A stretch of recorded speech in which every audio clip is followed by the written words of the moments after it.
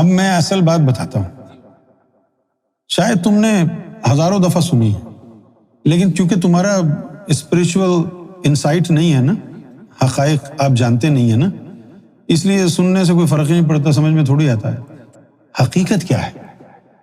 میں اللہ کو حاضر و ناظر جان کے کہتا ہوں، beauty is in the I of the بیہولڈر۔ جتنا عشق دیکھنے والے میں ہے، وہ عشق ہے جو محبوب کو حسین بناتا ہے۔ تیرے اندر جو عشق کا نور ہے وہ محبوب کو حسین بناتا ہے۔ تیرے اندر کم ہے تو تیرا محبوب تجھے کم حسین لگے گا۔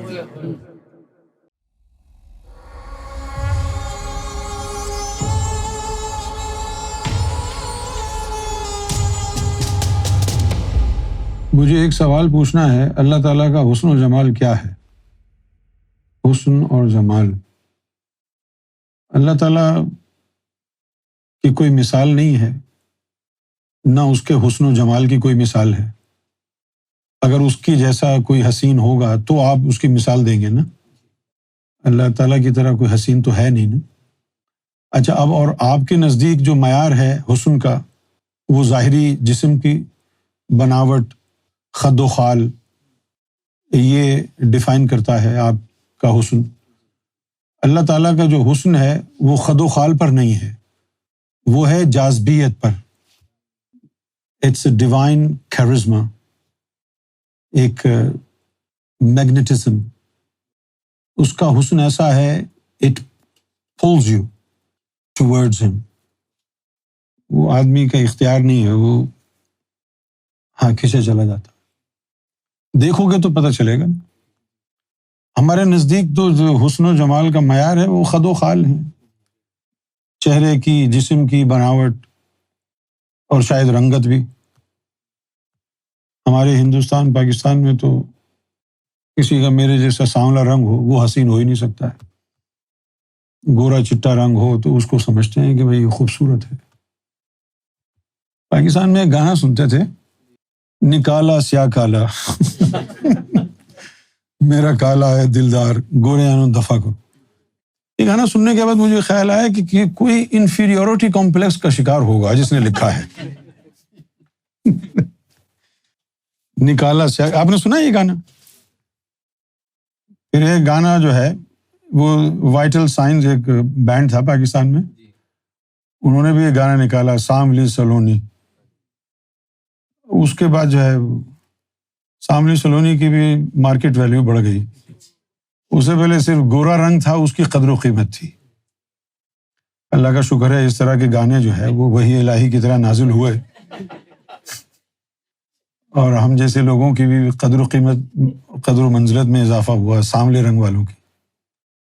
اب میں اصل بات بتاتا ہوں، شاید تم نے ہزاروں دفعہ سنی ہے، لیکن کیونکہ تمہارا اسپریچول انسائٹ نہیں ہے نا، حقائق آپ جانتے نہیں ہیں نا، اس لیے سننے سے کوئی فرق نہیں پڑتا، سمجھ میں تھوڑی آتا ہے۔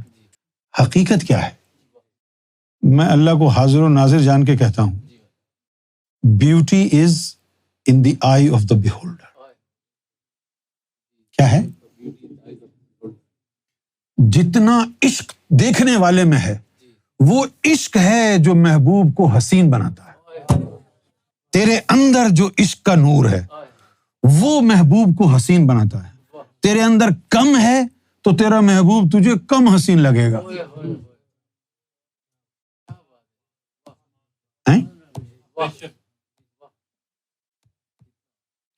تو یہ 100% تحقیق شدہ بات ہے کہ خوبصورتی دیکھنے والے کی نظر میں ہے۔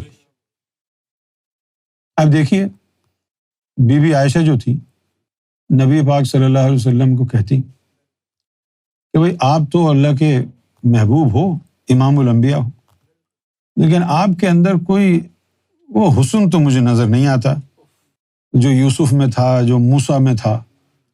اور پھر کہتی ہوں حضور کو کہ بھئی موسیٰ علیہ السلام کوہ طور سے آتے واپس اللہ سے کلام کر کے، ان کے چہرے پہ اتنا جلال ہوتا کہ اگر کوئی ان کے چہرے کو دیکھتا تو بے ہوش ہو جاتا، تو آپ کو دیکھ کر کوئی بے ہوشی نہیں۔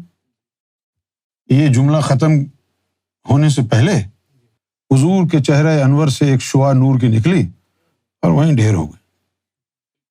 پھر جب بیدار ہوئی تو آپ نے فرمایا کہ اللہ نے میرے حسن پر 70,000 پردے رکھے.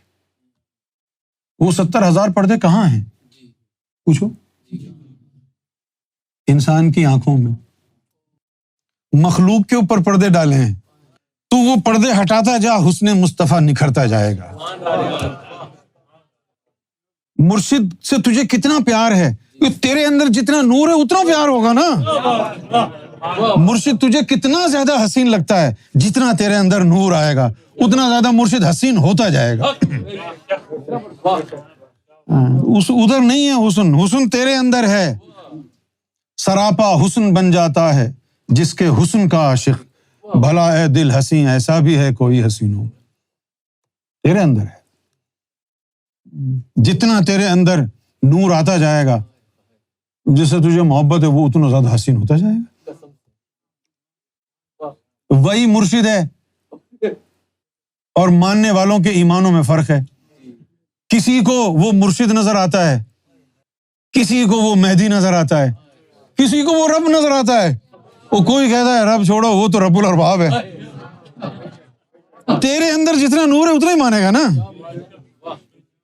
اب وہ چاہتا ہے کہ سب ایک جیسا وہ سب ایک جیسا کیسے مانیں گے؟ جس میں جتنا نور ہوگا اتنا ایمان ہوگا. اب تیرے اندر اتنا نور ہے، تو ان کو رب مانتا ہے، اور تو اپنی بیوی کو کہتا ہے تو بھی اتنا ہی مان. اس کے اندر ہے ہی نہیں اتنا نور، وہ کیسے تیری طرف مانے گی؟ یا بیوی کے اندر نور آتا ہے، وہ کہتی ہے اپنے شوہر کو تو بھی اتنا ہی مان، اور وہ کیسے مانے گا؟ تو جو اتنا مانتی ہے یہ تیری صلاحیت نہیں ہے. تیرے دل میں جو نور آیا ہے نا، یہ وہ تجھ سے منوا رہا ہے. جب اس کے دل میں بھی اتنا نور چلا گیا نا، تو پھر وہ بھی مرشد کو مرشد نہیں کہے گا، ربی مانے گا. وہ نہیں مان رہا نا، اس کے اندر جو نور آیا وہ منوا رہا ہے نا. اللہ بندے کے کس عمل سے سب سے زیادہ خوش ہوتا ہے؟ بندے پہ ڈیپینڈ کرتا ہے کون ہے. کچھ بندوں سے اللہ کا ایسا تعلق ہوتا ہے کہ وہ چوری بھی کریں تو اللہ خوش ہے. تعلق کی بات ہے نا.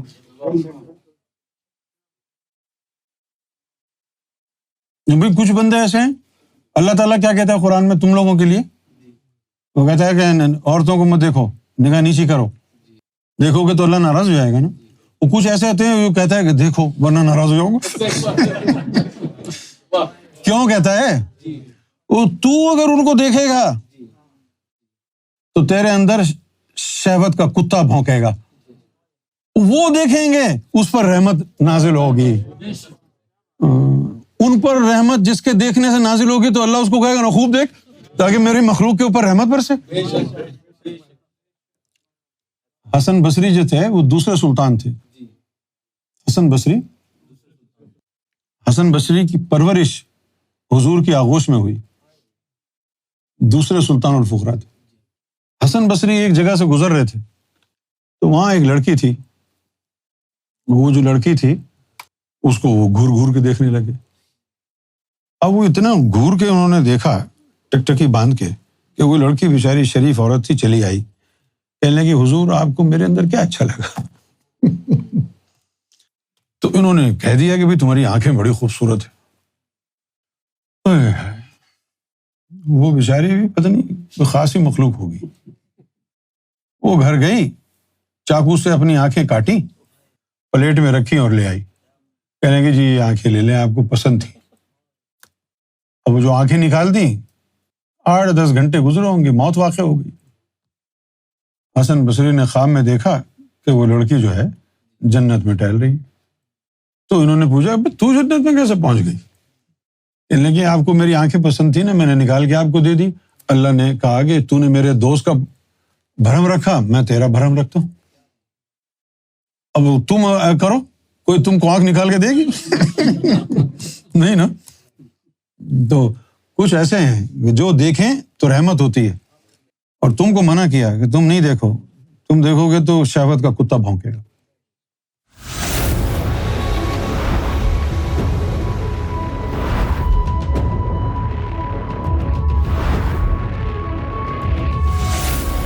Amra TV the place to connect with God.